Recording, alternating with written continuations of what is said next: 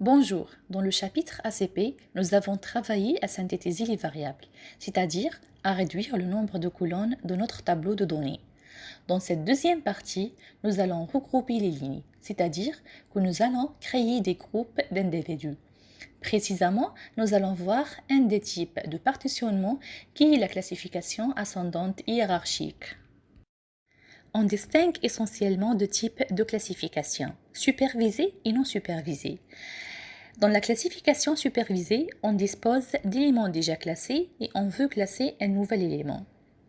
Par contre, dans la classification non supervisée, on dispose d'éléments non classés et on veut les regrouper en classes. Mathématiquement parlant, dans la classification non supervisée, on considère P individus, extraits au hasard d'une population. Pour chacun d'entre eux, on dispose de Q variables, x1, x2 jusqu'à xq. L'objectif est de regrouper ou bien classer les individus qui se ressemblent le plus, c'est-à-dire qui ont des caractéristiques semblables. Prenons l'exemple suivant. Dans une classe, un professeur souhaite faire des binômes constitués d'élèves ayant des compétences semblables. Parmi ceux-ci, 6 élèves ont obtenu les notes présentées dans le tableau suivant. Tous les élèves ont une moyenne de 10 sur 20, mais vu les notes, on trouve que E1 et E3 ont un profil similaire, E2 et E5 ont un profil similaire et E4 et E6 ont un profil similaire. Finalement, le professeur décide de faire deux groupes cohérents de 3 élèves avec ces 6 élèves. Lesquels proposez-vous? En comparant les notes par matière, on propose groupe 1 contient les étudiants E1, E3 et E5 et le groupe 2 contient les étudiants E2, E4 et E6. Bien entendu, cette analyse intuitive n'est pas possible si par exemple on a 30 élèves à classer par groupe de 3 et on considère 12 matières. C'est pourquoi des méthodes mathématiques ont été mises en place. Parmi ces méthodes, on va voir après la classification ascendante hiérarchique. À titre d'exemple, les techniques de classification non supervisée peuvent être utilisées en biologie pour le regroupement d'espèces en fonction de leurs caractéristiques et donc leur origine commun, en psychologie pour classer les individus selon leur type de personnalité et aussi en chimie pour classer des composés selon leurs propriétés. Maintenant, dans le contexte de la classification supervisée, on considère une population divisée en une classe.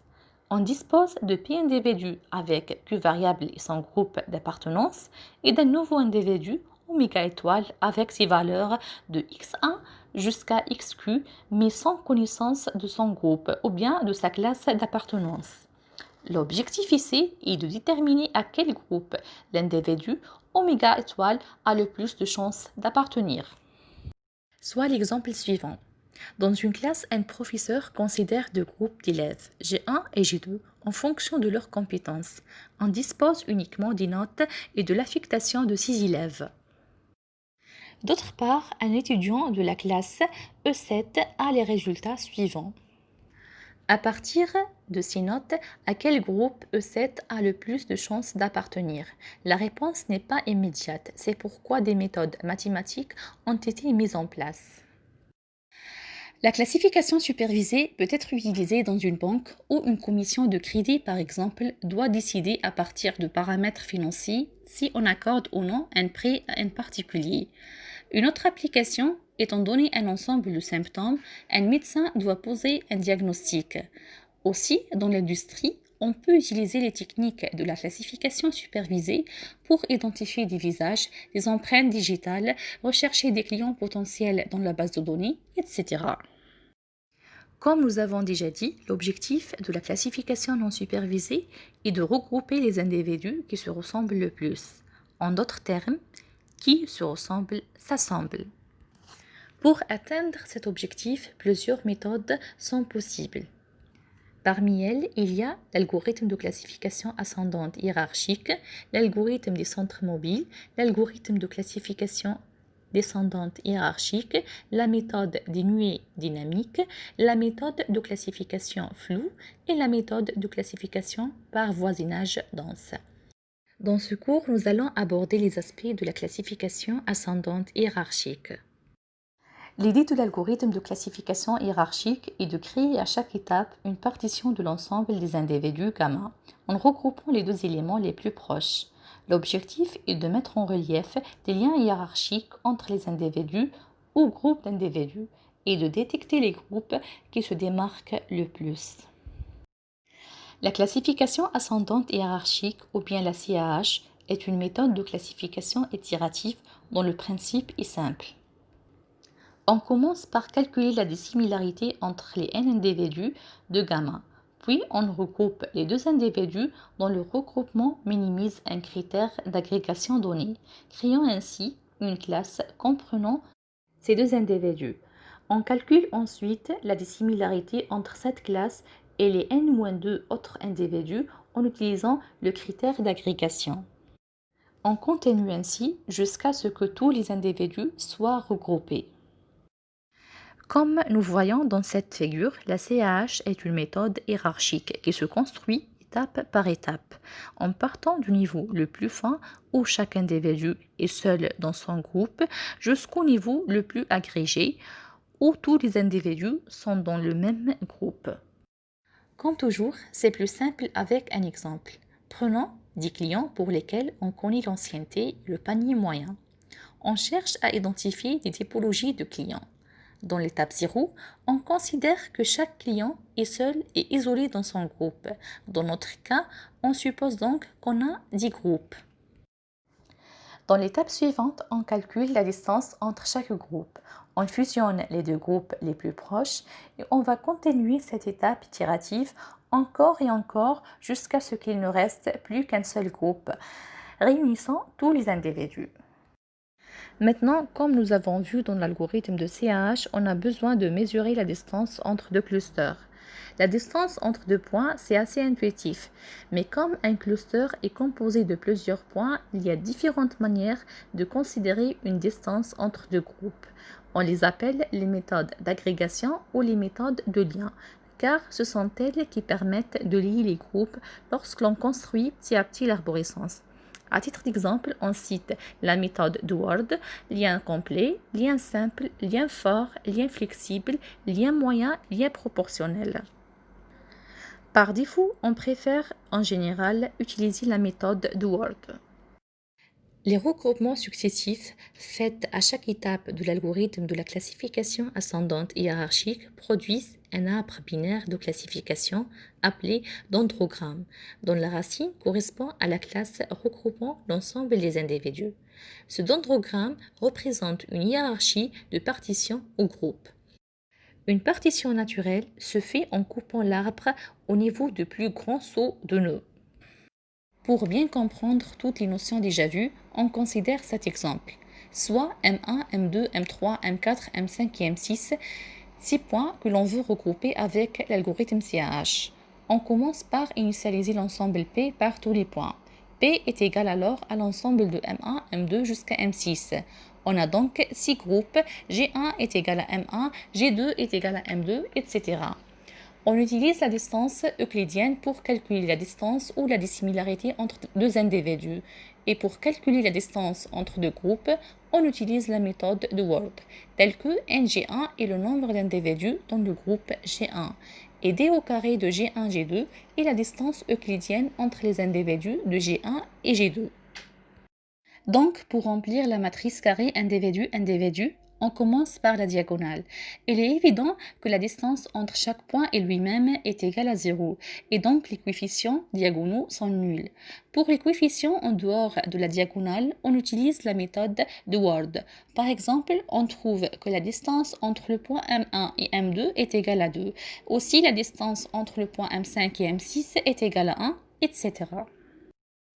On remplit donc la moitié de la matrice car elle est symétrique et on obtient la matrice des écarts suivantes.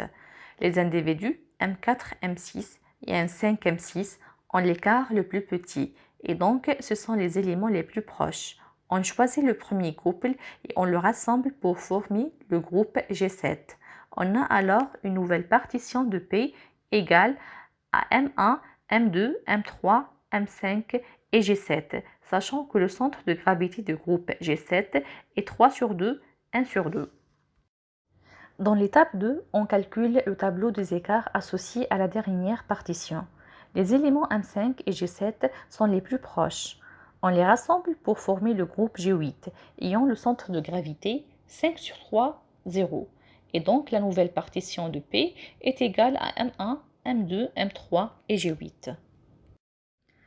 Dans l'étape 3, on obtient après calcul le tableau des écarts suivants. Les éléments M1, M2 et M2, M3 sont les plus proches. On choisit le premier couple.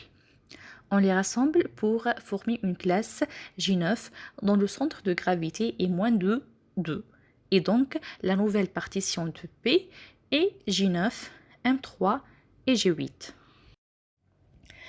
À la quatrième étape, on obtient le tableau des écarts suivants. Le plus petit écart est entre M3 et G9. On les regroupe en une classe G10 dont le centre de gravité est moins 2, 1. Et donc la nouvelle partition de P est G10, G8.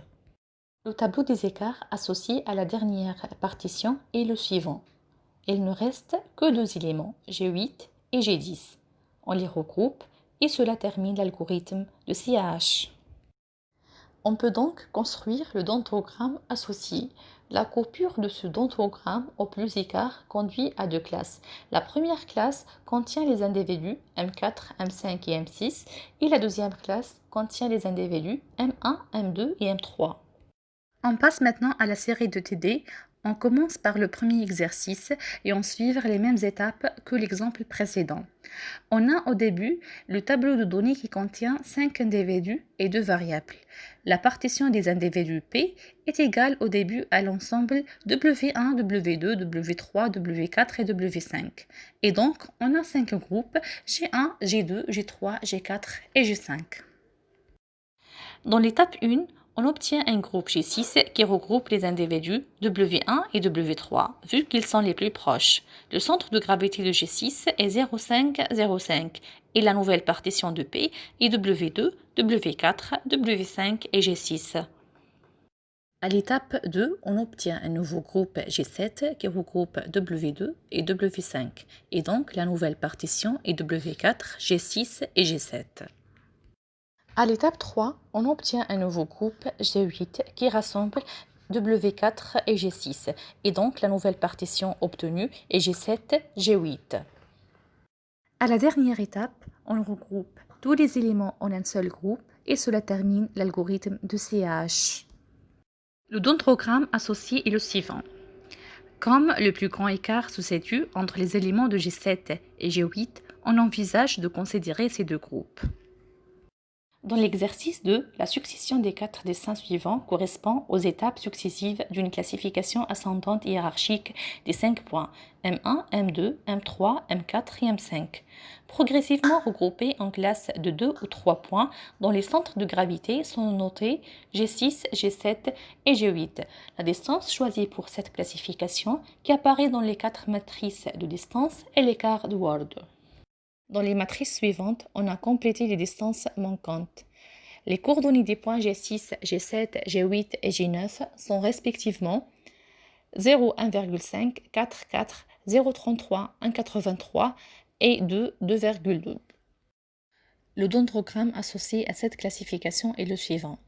Après coupure, on obtient deux classes. La première classe contient les individus M1, M2 et M3 et la deuxième classe contient les individus M4 et M5.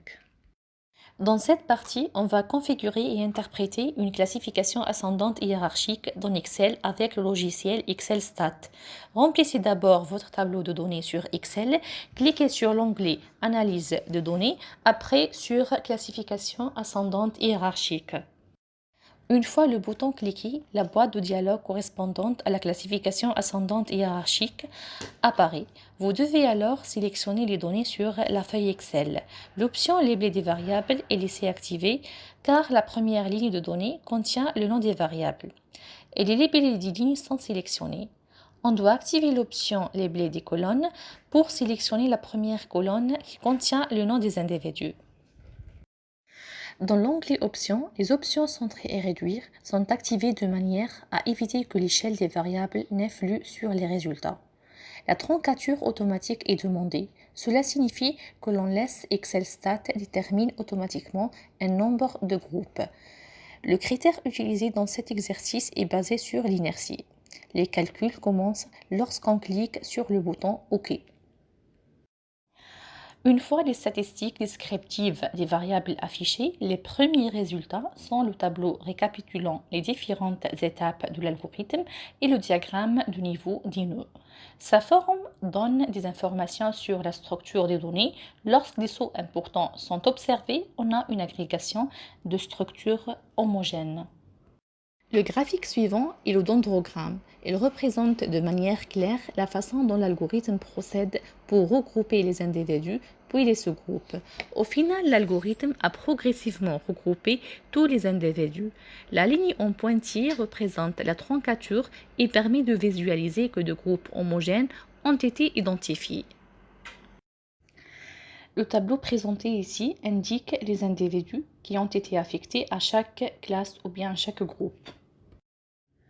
Avant de terminer cette vidéo, il est important de noter que lorsqu'on travaille avec un grand nombre de variables quantitatives, on peut faire une analyse en composantes principales et considérer les coordonnées des individus sur le plan principal.